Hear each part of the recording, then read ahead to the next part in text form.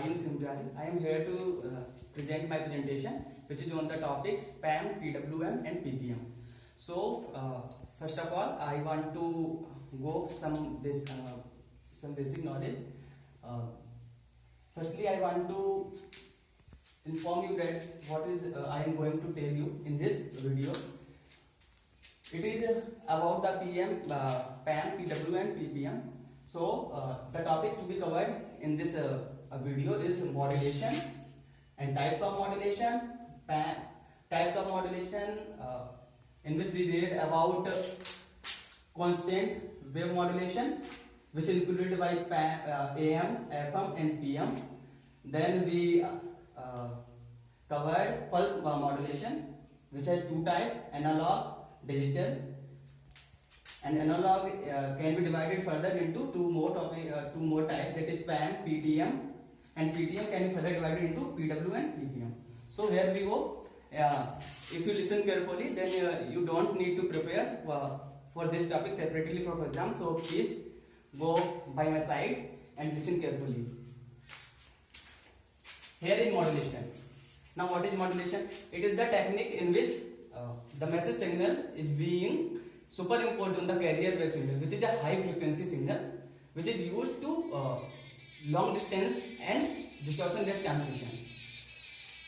Now modulation can be divided into constant wave modulation and pulse modulation. Constant wave modulation includes amplitude modulation, AM for amplitude, FM for frequency modulation, and PM for pulse modulation.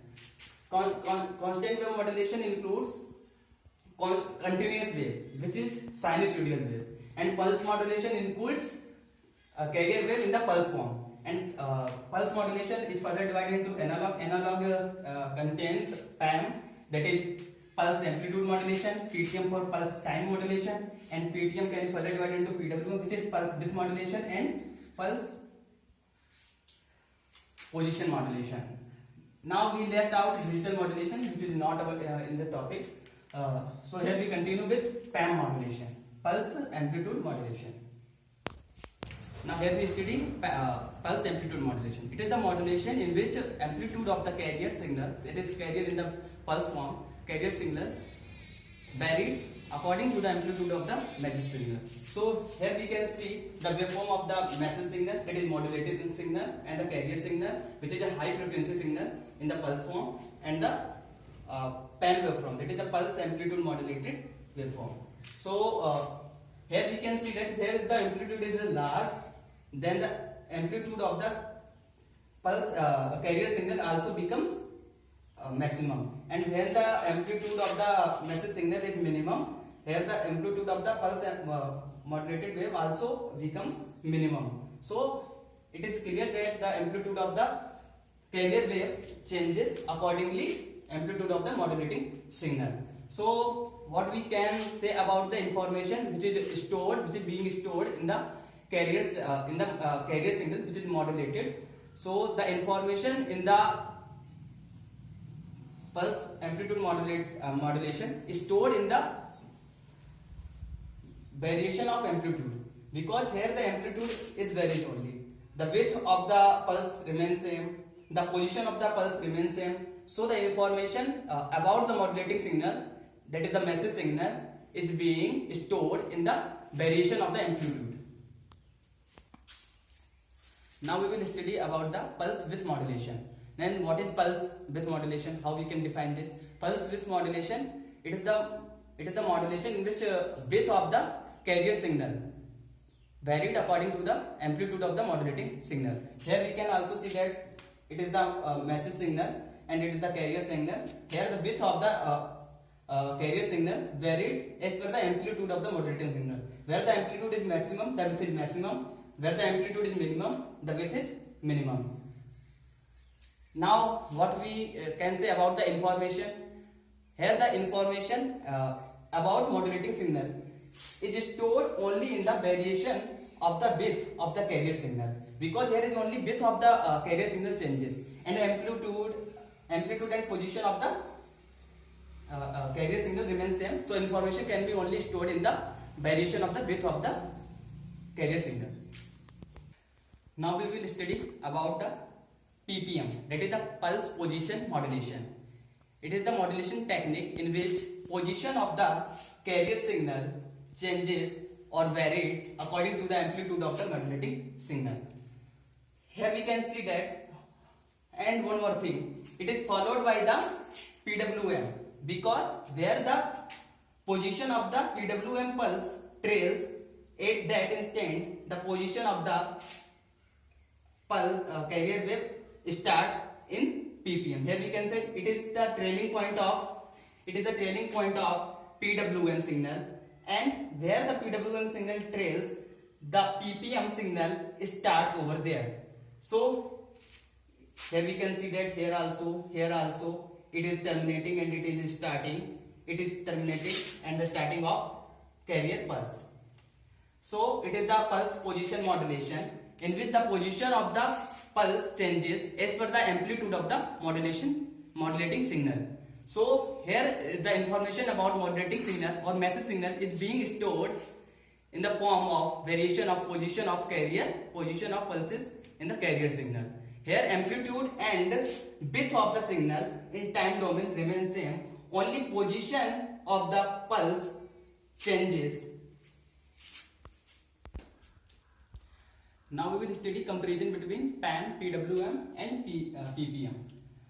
So it is the comparison between these PAM, PWM and PPM is based on following parameters. I have not included here definition because we have already covered definition, and the waveform. Waveform obviously different for each type of modulation. So here we start from the similarity. It is the PAM is similar to in the I have told about you the constant wave modulation continuous wave modulation, in which amplitude modulation is similar to PAM and FM modulation is similar to PWM and PM modulation is similar to PPM. Now the second parameter is variable. Variable means which parameter is varied in PAM, PWM and PPM.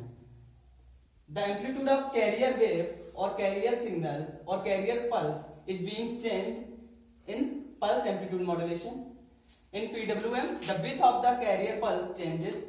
In PPM, the position of the carrier pulse changes. Now second one is information stored. Where is the information about modulating signal stored? I have already told you about this, but by the way in comparison it is important part. So the information is being stored in the amplitude. Which amplitude? The amplitude of carrier wave, which is being varied as per the modulating signal. And in PWM, the information is being stored in width, which is varied as per the modulating signal, and the position of the pulses in PPM. Here the information about modulating signal is being stored. Now third one is bandwidth. What about bandwidth? The bandwidth, firstly the bandwidth depends on the variable amplitude in PAM and variable width in PWM and variable position of carrier signal in PPM. Now the bandwidth required, the low bandwidth required in PAM, high bandwidth required for PWM.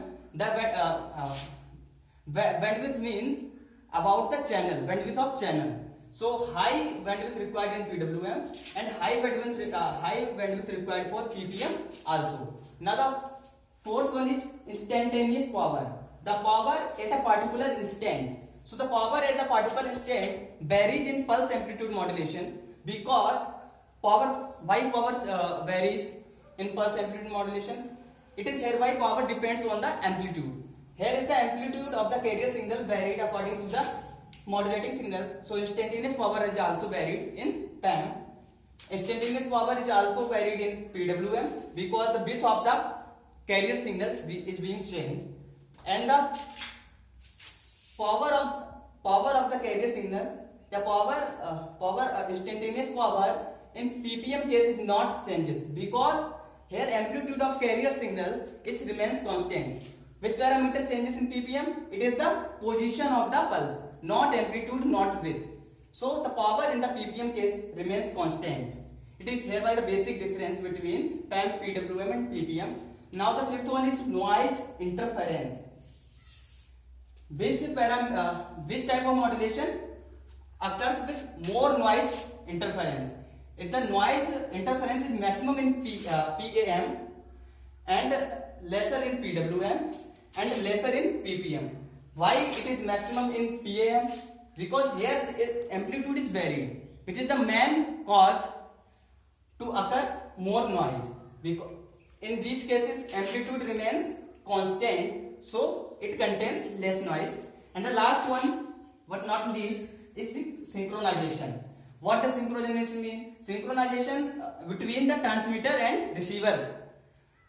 So the synchronization, which modulation requires synchronization and which modulation not requires synchronization. PAM does not need any synchronization between transmitter and receiver. PWM is also not required any type of synchronization between transmitter and receiver. But here ppm needs synchronization between transmitter and receiver. These are the basic differences or basic comparative study between PAM, PWM and ppm. Hereby I think you will all get this topic and it will be very helpful for your revision in the exams, and it is also fruitful for me, and it is for the purpose of presentation. So thank you everyone for listening me.